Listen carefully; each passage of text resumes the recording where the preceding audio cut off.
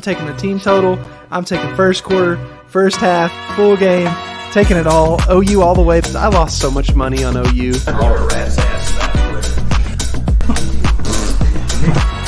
trouble with the snap, and the ball is free. Cast starts all crazy. And they run through our ass like shit through a tin horn, man. That is a disgusting act by Randy Moss. What is up, and welcome to not another CFB pod. This is the Week 8 college football, Week 7 NFL review show. We had quite the weekend. I know I killed it in college football. I think we both had a good weekend. Yeah. We're wearing the green because we're in the green. How are we doing today, Beast? Oh, we're doing great. You're right, man. Saturday was a big day for us. I felt like college football-wise, we teared it up. The only bummer I felt like on the slate was that we didn't hit Minnesota to hit the pod parlay. The pod parlay was the only letdown, yeah. But that was a play that I had single and I had in the pod parlay. Right. And that was the only bet that missed. So I went 5-2, and my misses were Minnesota plus 4.5, and then the pod parlay. So I was like, damn, dude, if I just would have had a better play, any other play. Wow. But it's okay. 5-2 is good with me, and I know you had a huge day too. NFL was a little bit, not so good for me, but hey, we'll bounce back this week. It was still a good weekend of football, man. Yeah, it was a lot of fun. I had a pretty decent NFL. It wasn't great, but I did hit that Commanders money line. That was my money line dog of the week. That felt great because it did not start great. I know we'll get into that game, but our guy Taylor Heineke came through for me this weekend. Let's talk about college football first, Beast. And let's, is there anywhere you want to start with this? Because it had a couple top matchups. We had a couple unbeaten teams going at it. Is there anywhere in particular you want to start?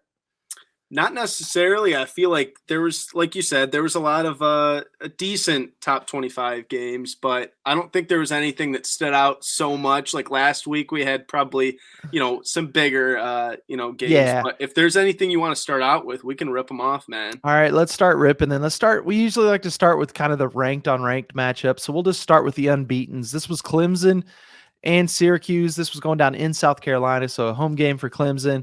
Clemson pulls it out 27-21. I guess the biggest story, though, Beast, is that DJU got benched at some point in this game. The Klubnik kid came in, and I want to look at his box score right now. Yeah, he didn't really do anything. He was 2 of 4 for 19 yards, so it wasn't really him, but this team did figure it out. And I know Clemson's getting a lot of flack in the national media. Like I saw a tweet today from, I think it was Joel Klatt, and he said something about, do we think they would even be like third in the SEC or the Big Ten? And I'm kind of like, man, they kind of do this every year though. I remember having the same thought about the 2016 Clemson Tigers when they won the whole thing.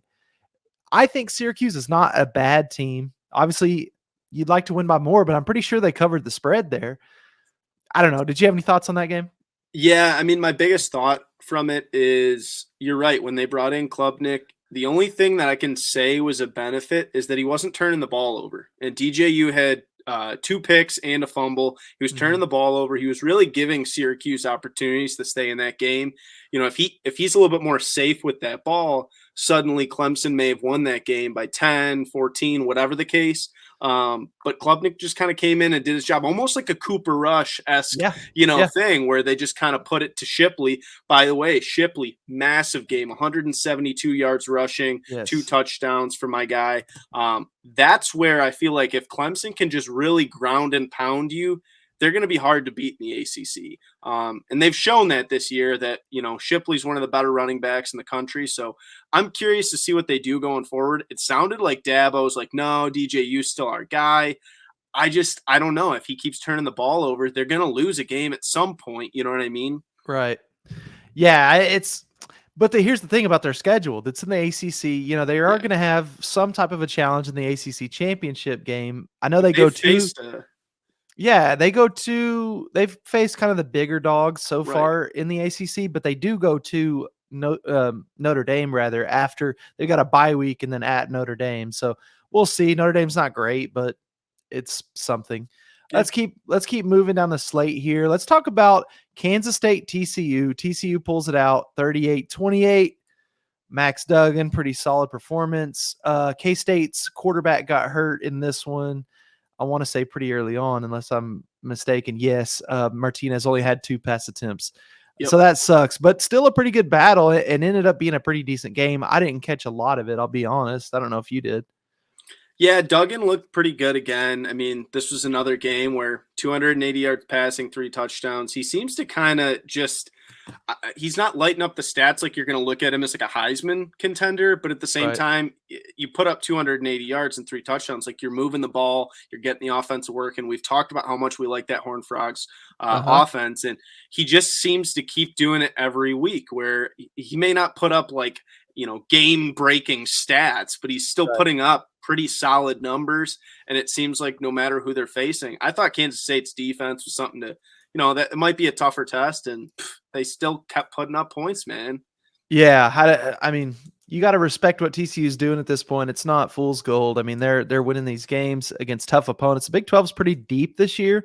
It's not ultra top heavy. Like TCU is obviously your top team right now. Oklahoma State looks good too. We'll get into them in a minute. But I mean, they're passing a lot of tests. It's hard to say that they're fraudulent at this point because it's just a lot of they're not playing Ohio State and Michigan. They're not playing the most elite test you can, but they're playing good teams and they're winning. So there you go. Let's talk about Alabama getting on a bounce back against Mississippi State, 30-6. This was a super late ad for me. Didn't give this pick out. We had that conversation. We kept saying like, oh, everybody likes, Bama minus 21 this week. And they keep thinking that Bama's going to bounce back and they might just not bounce back. I said, you know what? I'm going to just take this because if I'm wrong, I don't want to not win money on it too. So I just put money on it and I was wrong. Bama, not that they just were electric. And I think Mississippi State matches up very poorly, just the way their offense runs with Bama. But hey, Bama gets it done 30-6. I know Mississippi State scored their touchdown with 1 second left, kind of a bush league. They didn't even get to kick the extra point. But I was glad to have Bama minus 21. I don't know if you have any thoughts on that game, though. Not too much. Mississippi State, they didn't play their best game. And I know it's tough. I mean, you're traveling to Tuscaloosa and playing Bama. That's not a very fun game for them, obviously. Yeah. But I was expecting more out of them, but Bama just kind of did their thing. And, even if the offense probably didn't have its best game for Bama, their defense definitely did. I mean, they held down Will Rogers and, they really held down that whole Mississippi State offense. So it's just one of those things where it seems like Mike Leach just seems to not really ever, play super good against Saban. I don't have any numbers off the top of my head that can back that up, but it seems like Saban almost always dominates Leach every time I've seen it. So he has a good game plan against Leach. So it was still a good win for Bama, Yeah, got him back on track for sure. It was a good solid performance there at home, which is what you want. Let's talk about another ranked on ranked matchup. This was actually a really good one. I didn't catch all this because I was at an Oktoberfest, but we did catch some of it because they had one tent where there were TVs set up. This was the Oklahoma State game. They were playing the Texas Longhorns in Stillwater. There were tons of Oklahoma State fans where I was. And at first was not looking great for them. I thought Texas might run away with it. Oklahoma State brings it kind of back there right before the half. It's a 7-point game. And then Oklahoma State just dominated that fourth quarter, scored 14 unanswered, scored 21 or 17 unanswered total in that second half. I just liked what I saw from them. Spencer Sanders, he wasn't perfect, but if you look at his stats, he did put up some numbers. He had 391 yards passing, 2 touchdowns. He did have an interception. There's still improvements for this Oklahoma State team to make, obviously, but they look every bit as good as TCU. I mean, that game, I know, it was what it was, but it was good. Also good to see Texas lose. I guess I can say that too. I was talking about trash. Quinn Ewers did not have a great day. 19 of 49. He still did have 319 yards and 2 touchdowns, but he had 3 interceptions among all those incompletions. So not his best game. What are your thoughts? No, I think you hit it on the, head right there when you said, 17 unanswered points. Second half in general was 17-3. So they really came on strong late. And I think that you're very right when you say Oklahoma State, they didn't even probably play their best game. Spencer Sanders put up some numbers, but I feel like there's actually a higher ceiling that, is still kind of coming from this Oklahoma State team. And there was a lot of talks that Spencer Sanders was hurt last week. And then there's a lot of talks that he was hurt this week.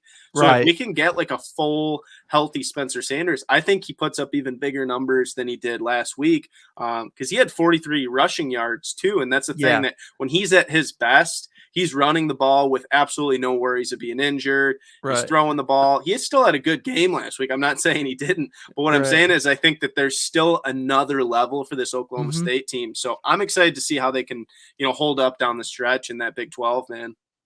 Yeah, we got to talk about Oregon UCLA. Oregon wins it 45-30. I know I was on the over, and I thought it was going to be easy for a minute. The first quarter was really bad. Second quarter was really good. Third quarter was pretty bad, and then the fourth quarter we just barely did get there. But Oregon wins a good one at home by 15 over UCLA, who we thought. I mean, they looked like the power in the Pac-12, but this is the thing about the Pac-12, just keeps beating itself up. We'll see if Oregon can be the one now. I guess Oregon and USC just both have that one loss they're looking at.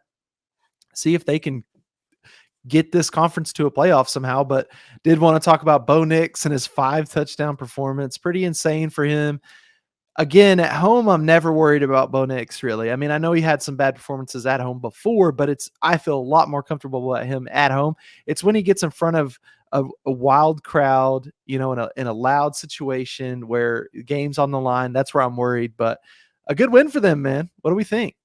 Yeah, Oregon looks legit. And I feel like I keep saying this about like all these Pac-12 teams. I'm like, oh yeah, Utah's legit, UCLA's legit, Yeah. Oregon's legit. But no, Oregon, huge win. I know a lot of people had UCLA like +6.5, +7 in that one, and so that's kind of a tough loss for many people out there. I didn't think UCLA played bad, but just Oregon, just from start to finish for me, just kind of looked like the better ball club. And if they can kind of keep playing like they did, and if Bo Nix keeps doing his 5-touchdown thing, they're going to be really tough to beat.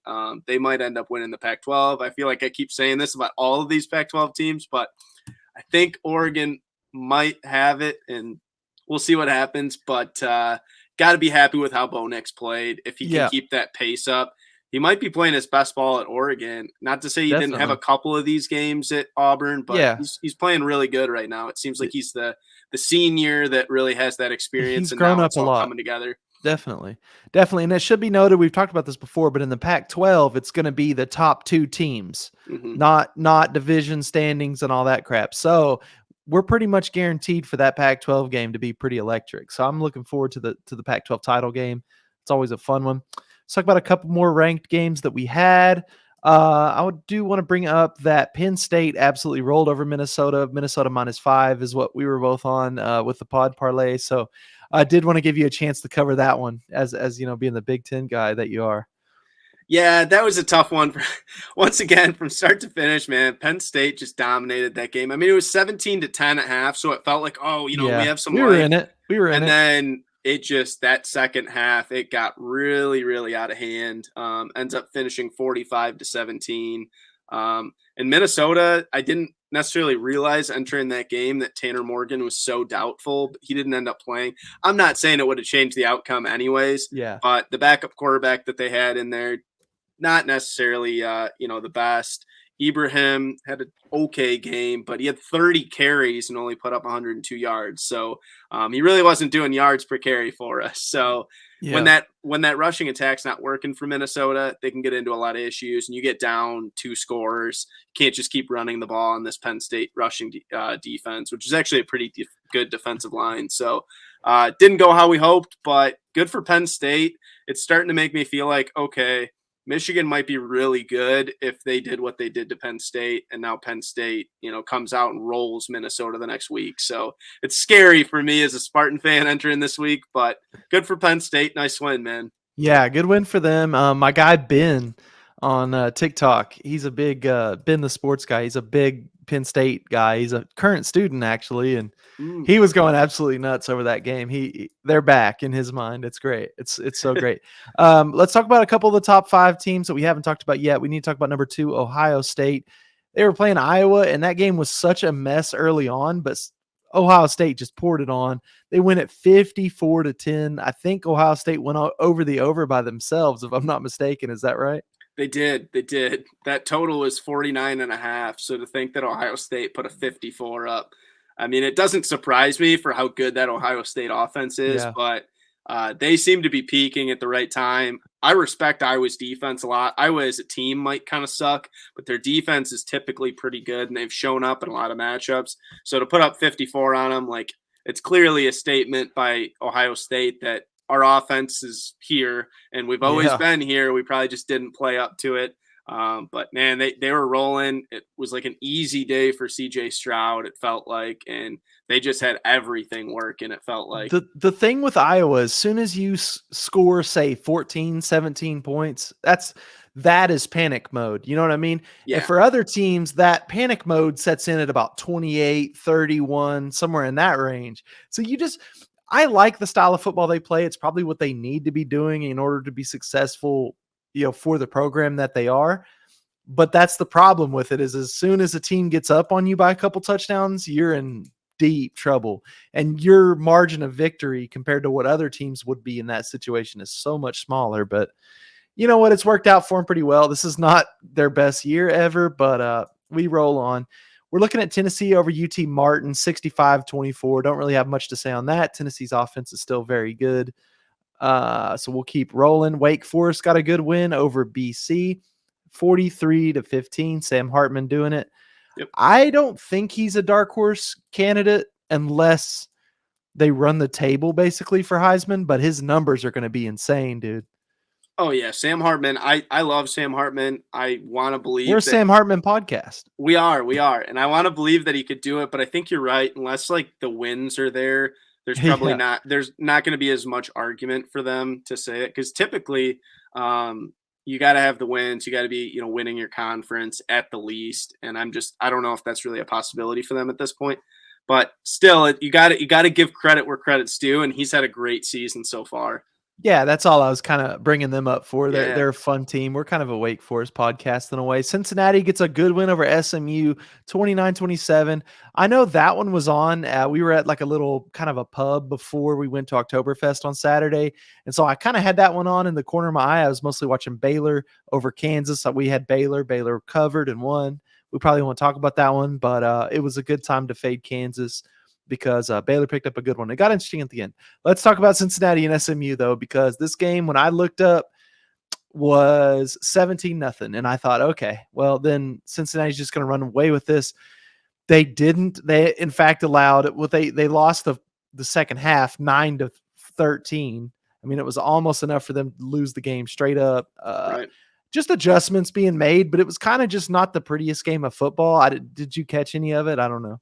I was kind of watching it in and out just because there were other games on, like you said. Yeah. But not necessarily the prettiest game. You have to give SMU some credit. I wouldn't necessarily say I think SMU is like outstanding this year, but they're good enough where they're probably going to be in any of these games in the AAC.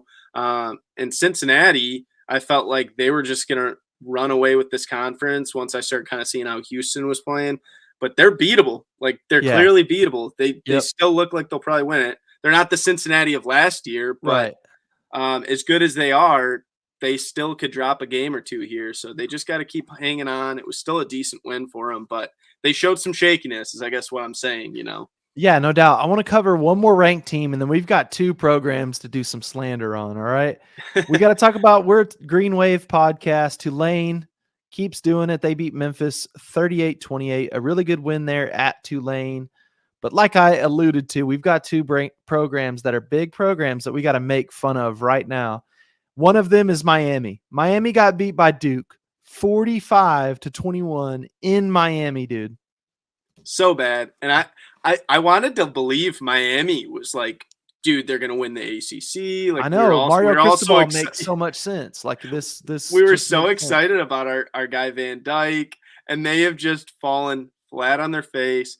As you were mentioning on Saturday, it feels like Cristobal's kind of lost the locker room. Yeah. Miami is just I would say that they're kind of just going straight downward. Like, there's no hope right now. They need to switch some things up. I'm not sure what the changes are that need to be made. I'm not saying necessarily fire Cristobal at this point. Yeah, you can't. It's so early, but they have to make some massive changes. They need to get the team, kind of bought in again. You're right. They deserve to be made fun of, because we talked about them as, they're a potential ACC winner. Well, dark horse, yeah. Yeah, I thought Van Dyke was kind of an underdog for like a Heisman maybe. And things just aren't working for him right now on all fronts, dude. Yeah. This one is one that they gave up 28 unanswered to Duke, and that's kind of what prompted like the whole did they lose the locker room thing? Because that can't happen against Duke. Like Duke No. just doesn't have the talent to do that to you. It's understandable against certain teams, but Duke is not one of them. Now, next we need to talk about Texas A&M's game. I've been pretty vocal that I thought that I'm just not a Jimbo Fisher guy. He's got problems. They go to South Carolina. They lose 30-24. They pick up their 4th loss on the year. They're 1-3 in conference play. They are 3-4 on the year. It's gone straight downhill, and I don't know what the fix is. I already saw tons of A&M fans, and these are fans with money that want to get rid of Jimbo. Now, Jimbo's going to make legitimately $80 million or something crazy if they kick him out of town, but it's a mess right now. They've dropped 3 straight, and obviously it was a tough stretch of their schedule. But guess what? Next week they got Ole Miss. So it's not going to get any easier. We were looking at this today, me and a guy at work. There's a decent chance they miss a bowl. It's fair. No, I mean, it's a fair assumption. And when you look at that game, I think that there's a lot to be said about coaching. Yes. 17-3 after the first quarter. I mean, they absolutely got punched in the face to start that game, and they just couldn't bounce back. I mean, they had it down to 17-14 at half, but then, once again, they got outscored in the second half. It was 13-10. So, but I guess my point is you start a game off down 17-3 after the first quarter, unless you have a really solid, offense, you're not going to stay in that game. They don't have the offense to do it. Coaching needs to be better. You can't just come out that flat in an away game and expect to win that game. And of course they didn't win it. So that is on coaching. You can't have your guys come out that flat. You need to be more ready, in my opinion. So, tough loss for them, because they were a team that at times this year I was like, well, they have the defense to maybe hold up, and they didn't play good at all on Saturday.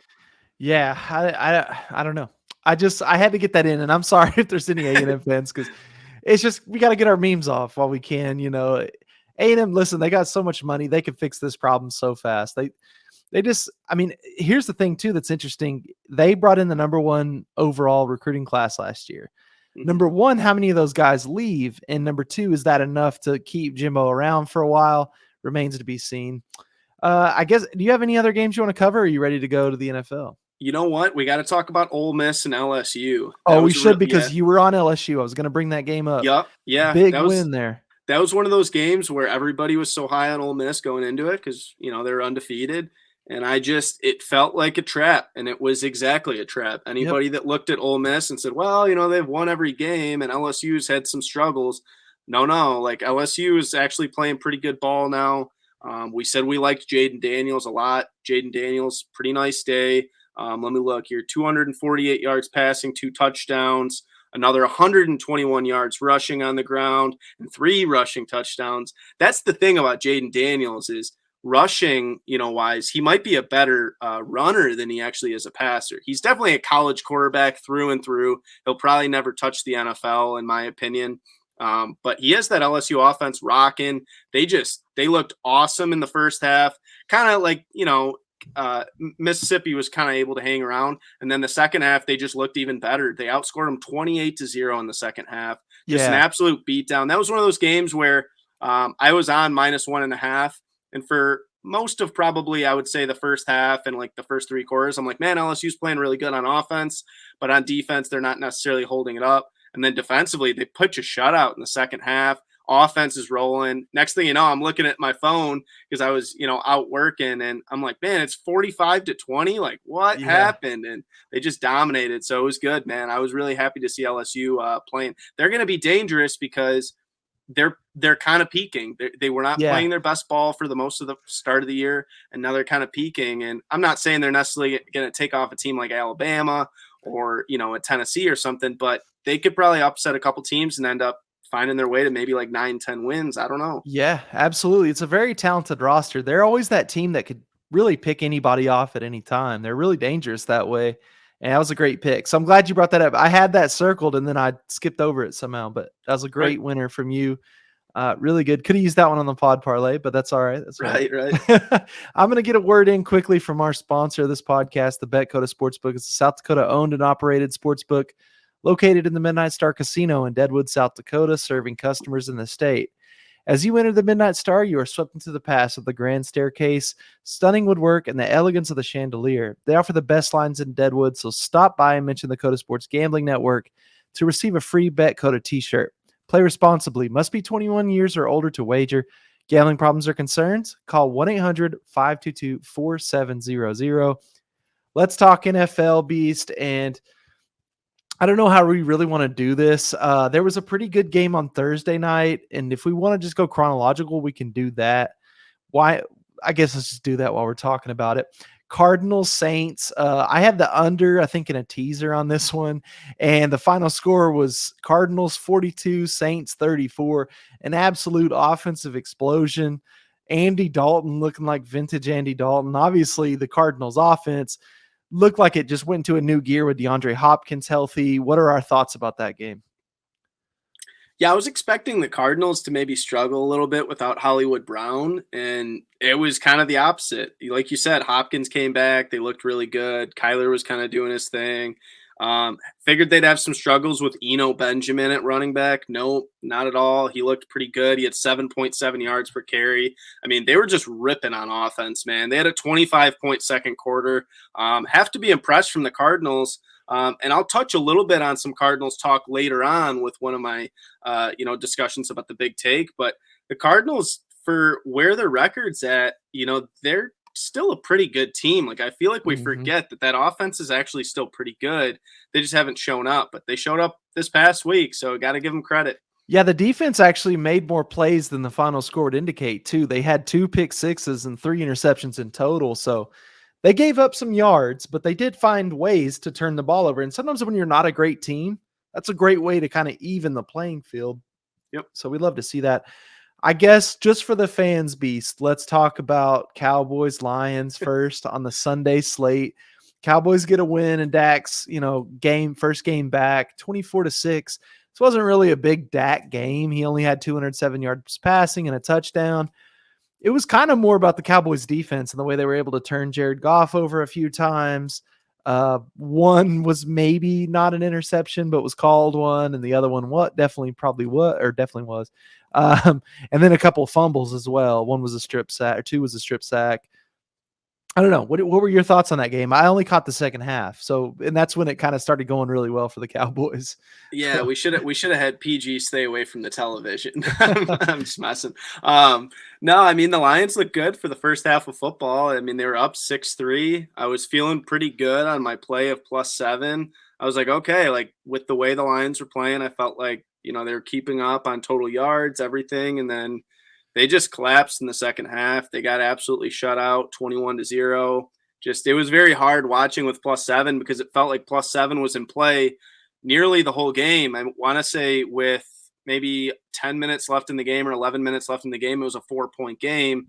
And then Detroit just lets them come down and score. And then there's a fumble and then another score. And it just got out of hand by the end of it. And you look at that score and it was 24-6 in the finish. But it was probably a closer game than actually that really displays, because the yardage total, Detroit finished only 18 yards shy of the Cowboys total yards. Yeah. It was 330 to 312. So like the Lions didn't play great on offense, but like their defense for the majority of that game kept them in that game. I felt like they did a good enough job, and we just didn't get the cover. So that was a tough loss, but the way that ended. And then it was also weird because, like you said, with the +7, and the Cowboys came down and could have kind of just sat on it a little bit or maybe settled for a field goal. And they were going for that touchdown. They gave Dak a passing touchdown, in fact. But as a Cowboys fan, I liked it just because I think that's a great way to get a guy some confidence. But anyway, that was a good one. That was a fun one. I know you were on Falcons this weekend, and they get smoked by the Bengals 35-17. All of a sudden, the Bengals look up, and they're tied for the lead in the division. Got the lead in the division. Like, what are we thinking here about the Bengals or this game in general?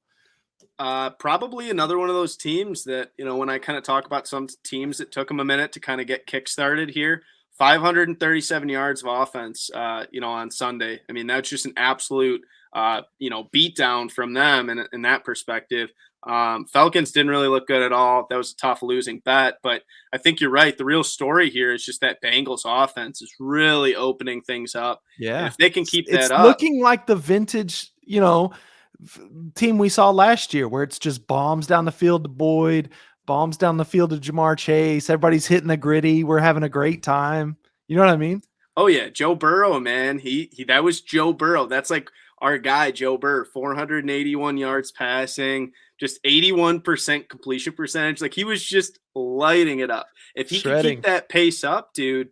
I mean, I know it's going to be tough because there's some, tough defenses he'll have coming up on the schedule, but still, he looks as good as he did in the playoffs last year. Maybe he just kind of needed to get his swagger back. You know what I mean? And when he's Right. playing with that swagger, some guys are like that. I feel Yeah. like Joe Burrow's one of those dudes that Yeah. when he's got that confidence, when he's rocking the buffs and he's got like, the iced out coats and everything on and chains and, all kinds of jewelry going, man, he's swagged out and he's playing his best ball. So he's got his swagger back. It looks like Bengals are going to be moving the ball a lot better, I think, the second half of the season. You know what I mean? So far, like I think we brought it up last week. It wasn't that they had scored a bajillion points, but it was the way they were scoring them, I guess. Yeah. I like what I see so far. And obviously the Falcons, they went on a great run with covering spreads for us, but didn't come away with it this time around.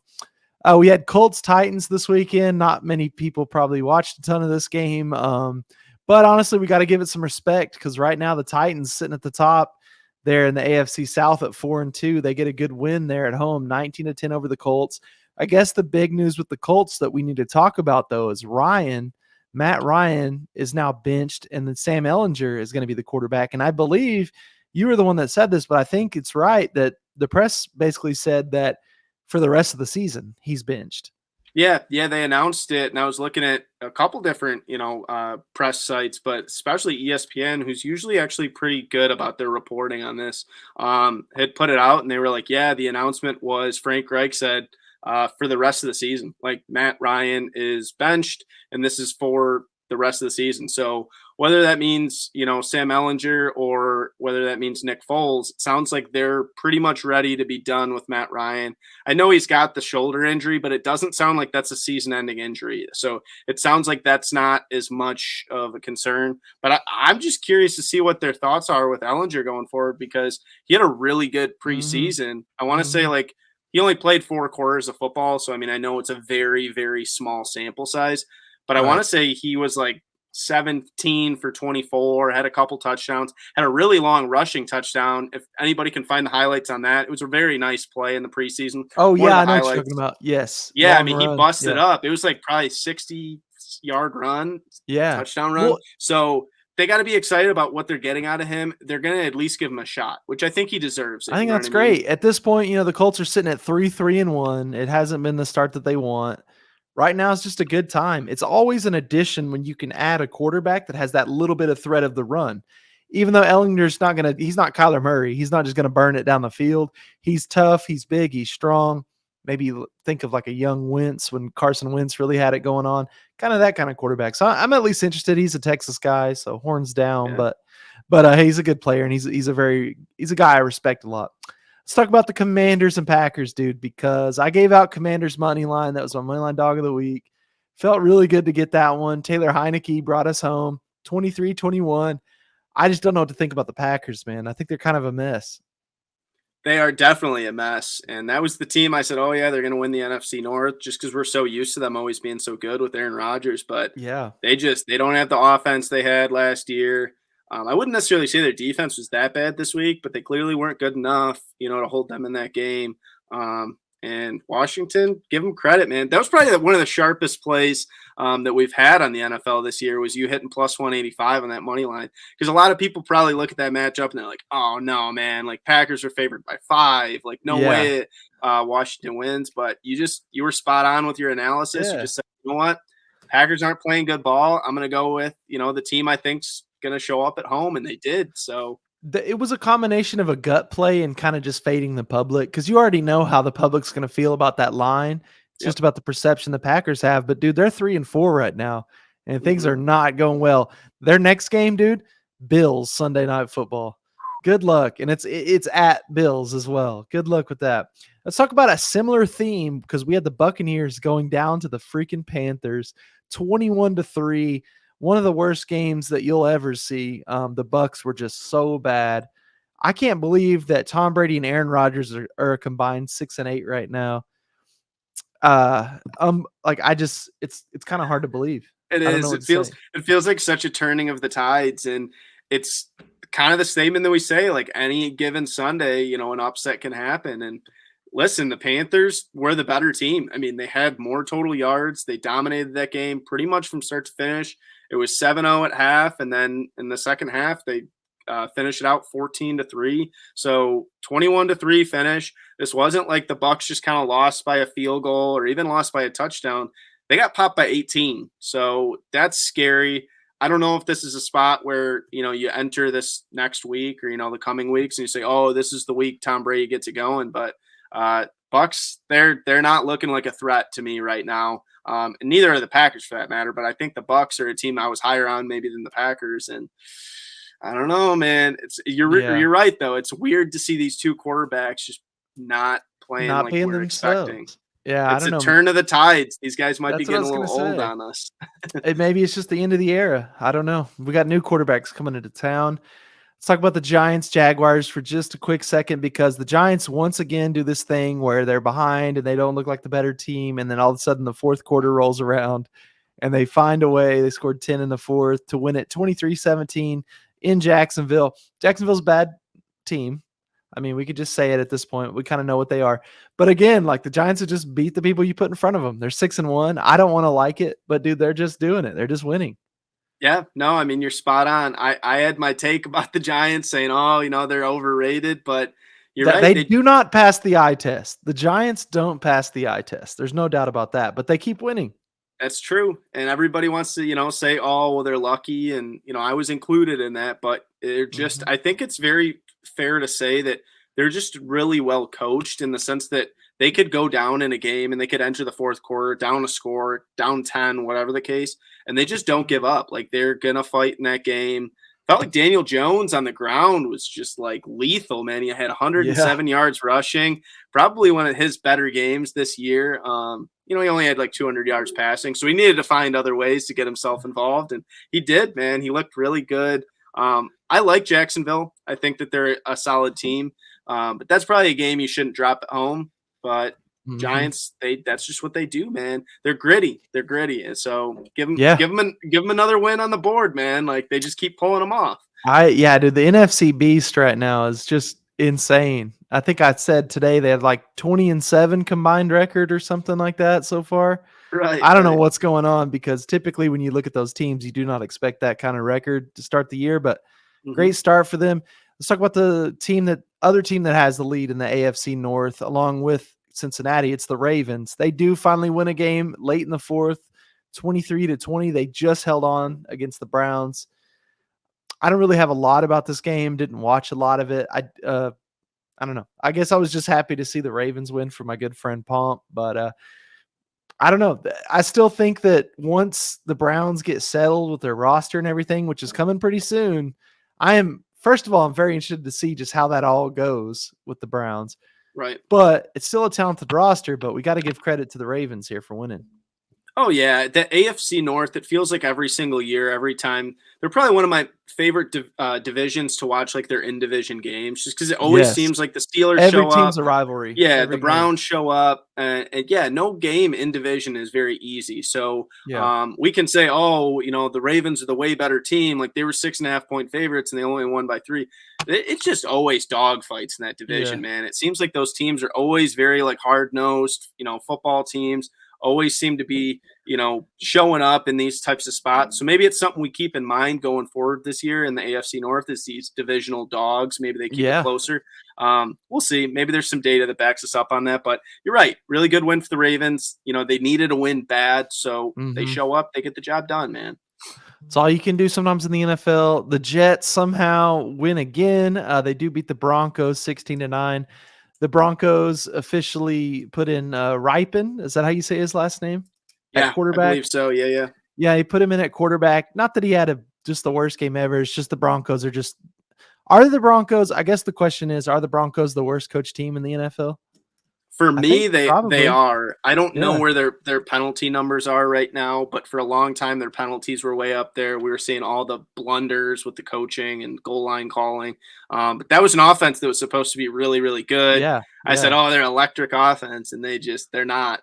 Clearly they have Ripien a quarterback last week, so they're Yeah. not peaking right now. They're kind of falling off, but Certainly not. I just wanted to get that score in just because, the Jets win again and they're sitting there at what, 5-2.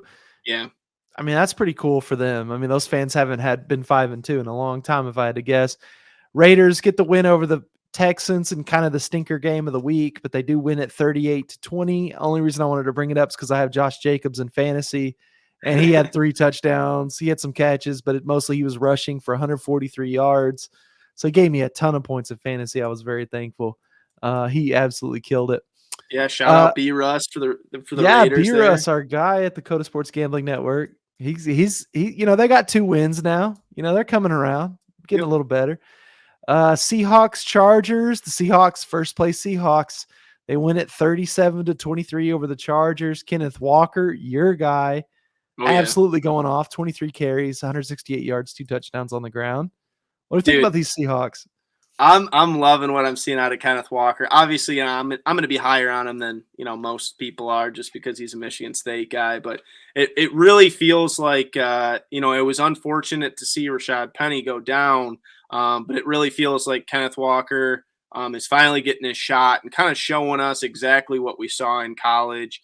I hope he can keep it up, because he looks like exactly what we were all expecting when he came out in the draft, which is just one of the fastest running backs, one of the running backs that has just a gorgeous ball carrier vision. He seems to always know where the hole is, cuts back. I think they said, entering this past week, he had like the most forced missed tackles, and he had way, way less carries than everybody else because he Yeah. was splitting carries for so long. Yeah. And he Yeah. still was leading running backs in like forced missed tackles. So That's awesome. that's the kind of stuff he did in college too. I want to say he led it last year in his not senior year, but his last year in college. So I'm excited to see what they got going forward. It makes that Seahawks offense way, way, way better. Excited to see what they can do in that division, man, because They're it's first open. place right now. They're in first place. That's why I brought that one up. But we'll see. We'll see. They got a good squad and they're well coached, it seems, and everybody's kind of friends. Like, it seems like the locker room might be better now that somehow now that Russ Wilson's gone. I don't know. Yeah. Let's talk about the Chiefs, because I think they're back. The Chiefs beat the 49ers 44-23. I think the 49ers will look a little bit different when they're healthy and they get McCaffrey going kind of full time. But I just wanted to bring it up because, man, Chiefs offensive performance, 44 points in an NFL game is crazy. Oh yeah, Chiefs are rolling. We saw them look really good in that game against the Bills too, and obviously they didn't win it. But like, the Bills are the only other team that I'm looking at right now that I think can probably keep up with the Chiefs when the Chiefs are at their best.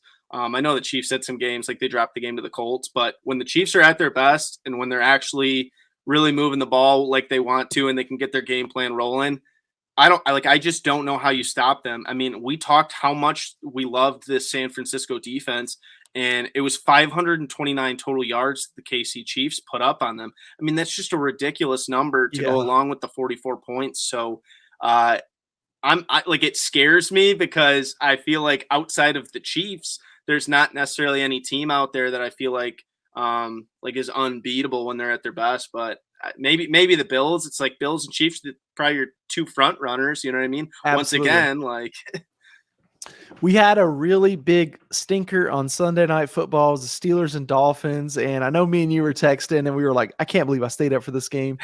Dolphins get a win at home, 16-10 in one of the worst games. 0 second half points, just none. And 16-10 your final. I don't even have words for it, because you're right. I watched it to halftime. I'm like, okay, like they'll probably keep it up. And then the whole second half was pretty much just a waste of time because nothing changed score wise. So nothing changed as far as spread. I didn't have anything on the total, so it didn't necessarily matter for me. I had like a Tyreek Hill over receiving yards. That ends up finishing, 8 yards shy of what we needed. Yep. I was on that so too. Ugly. and there was no action. It was very anticlimactic, to say the least. Yeah, it was like the second half, you just kept going like, okay, this is the drive where they score, and like it kind of opens the game back up. Oh no, okay, they're gonna punt, but now it's gonna be, now the Steelers have the ball and they got a little momentum. Here we go. And it was a punt fest, it was a turnover fest, not the prettiest game. Right now, Monday night, we've got Bears Patriots going down. Biggest thing to note, just because we're not going to record again until Thursday night, so episode will come out Friday morning. Right now, Bailey Zappi's in the game. It looks like they've switched to Bailey Zappi officially. The Patriots have, and but the Bears are up on them 20-14. Interesting game so far. Yeah, it sounds like Fields is actually doing all right so far. At halftime, he's got 74 yards rushing. So, that's what we want out of him. When he's dual threat, he plays his best ball. That's right. Yeah, and it goes into what we said earlier. When you have that threat of both, then teams have to respect both. I know he did have a tipped ball that ended in an interception, but yeah, still, you like to see Justin Fields turn it around, just because at this point there's so many haters. It's almost like you just kind of wanted to see him do it. Yeah. Great weekend of football. I guess let's now get into our one big take. And this is just where we get our big take of the weekend out. So I'm going to let Beast go first on this. All right. My one big take of the weekend, I guess it's not like a bold take by any means, but it's something none of us expected entering the year. And that is that the NFC West is way, way, way more wide open than we thought. Mm-hmm. As PG said, I mean, any of these teams could win it. Right now we have 49ers, 2-0 in the conference, Seahawks 1-1 in the conference, Rams 1-1 in the conference, and then Cardinals 0-2. And I think that Cardinals team's pretty good. I think they could beat the Rams. I think they could probably beat Seahawks and 49ers. And then when you look at their overall records, we're looking at 4-3, 3-3, 3-4, and 3-4. There's just no, gap really. There's what is it? Maybe a half game gap in between. And I could see all four of these teams winning it. As much as I say I like the 49ers, I would still say I think I lean with the 49ers to win that division. But the Rams stink. Sorry to say it, but they're not nearly as good as the team that we saw last year. Maybe they'll pick it up, but they haven't shown me any reason to believe that. The Cardinals have really stunk at times this year. They looked good last week. But unless they start getting things going, they're probably not going to win the division. But you could say the same thing for the Seahawks. I said the Seahawks are bad entering the year, and they just keep getting wins. So, whether it's the Cardinals knocking off the 49ers, Seahawks knocking off the Rams, they're just going to keep beating up on each other like a bunch of animals in a cage. I don't know how else to describe it. But, I have zero clue who will come out, as winner of that division. It's probably going to be an ugly division winner where, they have 8 wins or, maybe 9 wins or something like that and win the division. But it's wide open. It's going to be fun to see how it finishes. So I guess my big take is just didn't expect it at all. I thought this was Rams 49ers and that's it. Yeah, and same. I have no clue who's going to win it. So it'll be fun to watch.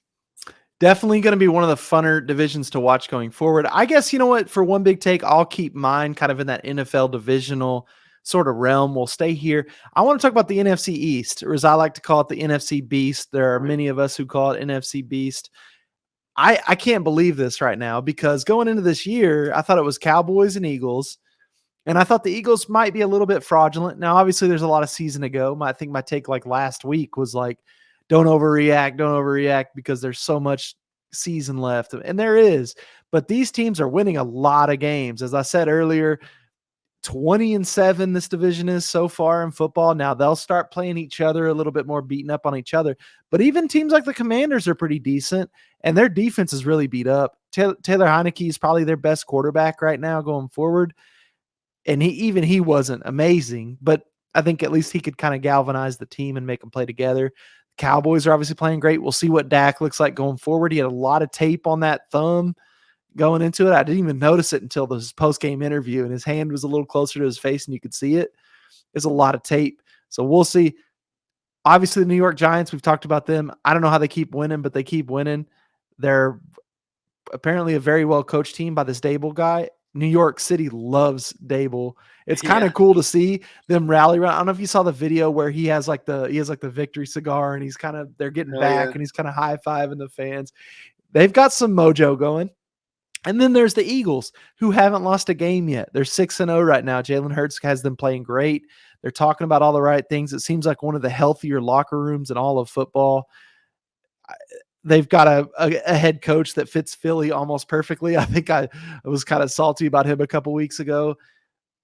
I like what I see out of them too. I guess my point is going into this year, I think in the national media, everyone kind of hates on what the NFC East is because teams like the Commanders and teams like the Giants are typically bad. But when you can get them even to an average to better than average place, this division is really stacked.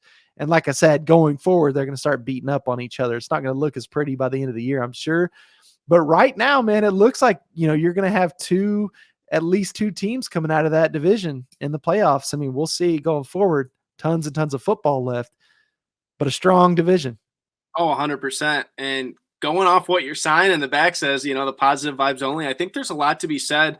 It's definitely true in college, but it's very true in the NFL as well. As when a team has positive vibes, which is what I'm seeing out of the New York Giants, it can kind of carry a fan base. And once you get those home fans kind of supporting your team, guys start playing better. We see things like Daniel Jones putting up 100 yards rushing last week. Maybe the coaches are like, hey, we got a quarterback that's actually pretty fast at times. Let him do it. Let him run. Yeah, like why not let our guy cook and let him do his thing? Vibes are high for them. Obviously, we're seeing victory cigars. That like everybody from the fans to the players seems like they're bought in and having fun. So you got to think that like they could keep winning some of these games going forward because they keep fighting. So you're right. It's pretty much anybody's division at this point still. Like if the Cowboys get hot, they could probably maybe pull it off. If the Eagles keep doing what they've been doing, they could pull it off. You never know. The Giants could pull off some crazy stuff. Like I've seen crazier things in the NFL before. So it's going to be a very good division for sure. At least two teams I would expect, I think, in the playoffs. Yeah. You're already stacking up so many wins. You've got two teams there that already have 6 wins. Teams make the playoffs every year with 8 wins. So not far away, but we'll see. Lots of football left. It's going to be a great year. Another good show from us, I feel like, and another big week coming up. I know our show next week, we're talking about getting a guest on. We've got a guy lined up. We're not going to announce it just yet, but we think we're going to have a guest next week to give out some picks. And that's always fun when we add a third person into this thing. It gets a little more chaotic, but it's a lot of fun. So can't wait for that. That'll come out Friday morning. So look forward to that one. Check our social medias at Potato Gobbler and at Coda Capper Beast for that. Shout out to the Coda Cappers. Be sure to follow Coda Cappers. Do you have anything to say before we sign out? Not too much. Just, stay tuned for our episode Friday, and also stay tuned to our content throughout the week. I know my guy PG's been putting out a lot of hockey winners. I got the Beast prop going on my NBA props. So Beast props back. Hey, we're back. We got a couple sports going for a minute there. It was just football and baseball, and it got real tough. But, we got a couple sports out there. So you guys will have like that weekday action. So I guess just make sure to tune in, and, we'll see you guys Friday. All righty. Yeah. Shout out to everybody out there. We'll see you guys soon. Peace. Peace.